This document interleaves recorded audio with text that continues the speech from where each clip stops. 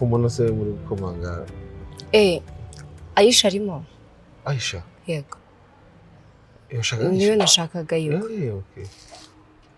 Zamu. Arimo se? Arahari. Yose ko bayasiza iki? Zamu.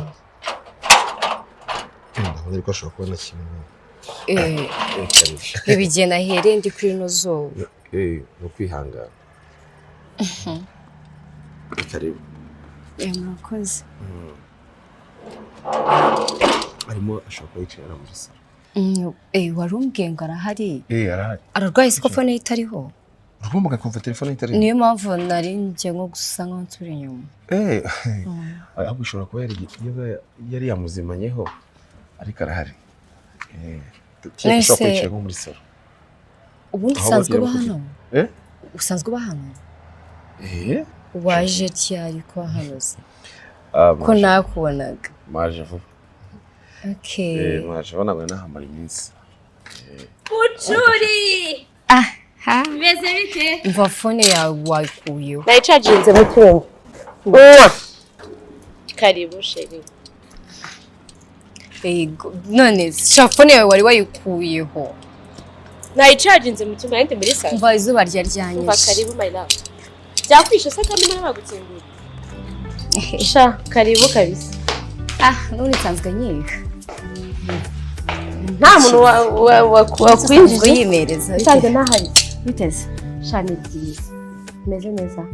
Asa neza. Ni bisanzwe. Twabyibushye. Nabyibase sindya. Kera ntago waryaga se? Agakoma kari mu kazi. Uri kunywa igikoma. Shanje nanga igikoma mu buzima bwanjye nawe urabizi. Shamba ngiye nsigaye nyinywa ngo kirabyibushye. Ushyiramo na break ariko. Undi igikoma kirimo amata gusa. None igikoma nakiyongeramo n'amata. Yego. Ibintu byose bibiri bifite intungamubiri kandi. Niyo mpamvu mbyiba. Okay, umva se. Uriya muntu unyanze. Umusaza wanyu. Kwera. Shaft display. Ni mwiza. Sezi nyine ko nambwira. Kuri kureba gutyo se nyine byakuzanye nabyo mwiza. Ibintu byakuzanye nabyo bimwe. Ese kubona bikubwira ikibazo. Nta kibazo? Yes. Nyine ndakuvuga ko ufite umusaza mwiza. Ariko ye. Uzi discipline afite. Nyine ibyo ni byakuzanye mu rugo. Shamana. Nawe ujye neraza. Okay, ngo mbwira. Hanyuma se kujya no mu rugo hari umusaza wacu tujye. Ko agenda buri munsi. Warabona umusaza wacu hano? Nagire mpamvu ubonye ngajya umusaza y'ininde. Rasa ku ntego uvuge ngo namukunze. Rasa ku ntego. Sikubira kari.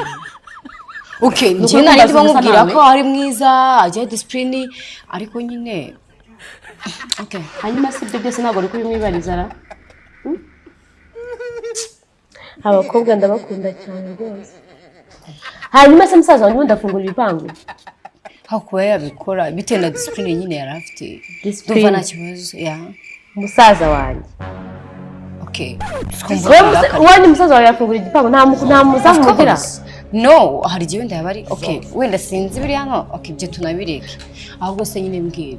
Ugenza hano kenshi. Okay, nyine mbwira. Waba umuzi musaza wanjye. Iki cyawe nyine. Nyine mbonye. Ese umwana wabishyushye. Sayiko wajya ubona gutuziranye. Ahubwo nanjye tukubaza turaziranye. Kumuna wabishyushyemo cyane. Ni amahoro. Basi. Ese okay. Anyways, Aisha. No, kwanza uri muri ndawo nsari. Wamaye icyo kunywa. Karibwo dadi butuze. Ariko nyine mbere yuko nyiko ibyo byose ibyo bibazo byose ufite wambazaga kuri uriya muntu. Ugomba kubimaza ko mwatindanye.